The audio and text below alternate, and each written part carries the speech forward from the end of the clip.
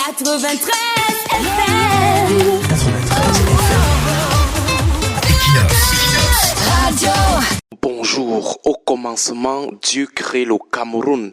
Il lui donne toute l'eau du monde, les mers, les océans, les fleuves et les rivières. Le Cameroun lui-même porte le nom d'un cours d'eau, la rivière des crevettes, Rio dos Camaroes. Dieu a donc gâté le Cameroun en eau, l'eau à boire, l'eau pour l'électricité.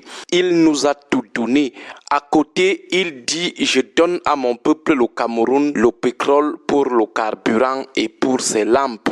Il dit encore, je lui donne la forêt avec les arbres en désordre pour le bon écosystème, pour le bois, les planches et le papier. Dieu ne s'arrête pas là, il dit que la fertilité soit, je déclare toutes les terres du Cameroun fertiles, même dans sa zone la plus désertique, le nord et son extrême nord, et le verbe va se faire chair. Un jour, il dit encore, que mon peuple soit béni en argent, tu ne manqueras de rien, que tes poches soient saturées de milliards. Et le verbe va aussi se faire chair. Pour clôturer l'apothéose, Dieu va dire au Cameroun, je te bourre d'intelligence, des intelligences pour transformer toutes ces ressources naturelles en richesses intarissables.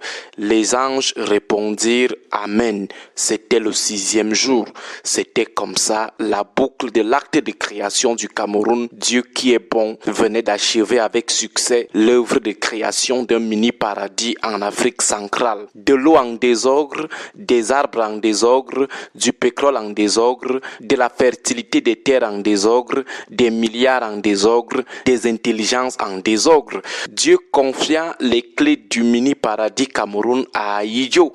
Malheureusement, en quittant le pouvoir, le diable, l'ange déchu viendra tromper Ahidjo en lui disant « Laisse plutôt le pouvoir aux gens du 6 novembre, laisse la gestion du pays entre les mains de l'ogre de 82. Ils sont d'ailleurs des croyants, leurs pères sont des catéchistes, laisse-leur le pouvoir et je ferai de toi la plus grande figure de l'histoire du Cameroun, le héros de tous les temps. Tu sortiras par la grande porte pour entrer majestueusement dans l'histoire du Cameroun. » Ce qu'Ahidjo acceptera, mais c'était là l'acte de la descente aux enfers du Cameroun. Plus de 40 ans déjà dans le désert, déjà 40 ans dans le noir, avec toutes ces mers, ces fleuves, rivières, cours d'eau, même de l'eau à boire, c'est la césarienne. Tout se raconte au futur hypothétique. Où est l'eau? Le peuple meurt de soif. Dans le Grand Nord, c'est la catastrophe. Les milliards pour transformer tous ces cours d'eau en eau à boire ont été dilapidés. Les infrastructures léguées par Ahidjo tombées en ruine. Le peuple a soif, pourtant Dieu nous a gâtés en eau. 40 ans dans le noir, les villages et les routes sont plongés dans le noir. L'électricité fait aujourd'hui les jeux de lumière. Les milliards mobilisés pour les barrages ont été dilapidés. Détournement ou surfacturation. Barrages non réalisés ou mal réalisés. La production optimale des barrages se conjugue toujours dans un futur hypothétique. Chaque jour, on va. Les intelligences locales, on les a ignorées pour aller chercher des expertises très coûteuses qui viennent aider les gens de 82 à bien manger en douce avec l'argent de l'électricité et détruire les infrastructures laissées par Ahidjo. 420 mégawatts attendus à Nachtigal, plus de 450 milliards investis. Aujourd'hui, on parle seulement de 60 mégawatts qu'on conjugue même encore dans un futur hypothétique, c'est-à-dire un futur qui risque de ne jamais arriver. Barrage de Meveleux, 211 mégawatts attendus. Aujourd'hui, on parle seulement de 35 mégawatts jusqu'à on remet tout ça entre les mains des prochaines pluies. Où elles vont alors arriver quand? Personne ne sait. Le ministre en charge de l'électricité nous demande de remettre tout entre les mains du climat en attendant qu'on supporte d'abord le noir.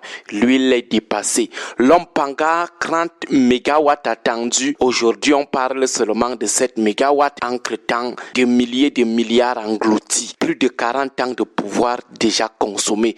Le pétrole que Dieu nous a aussi donné en désordre, transformé seulement. Voilà les milliards, voilà des intelligences l'intelligence pour transformer ça.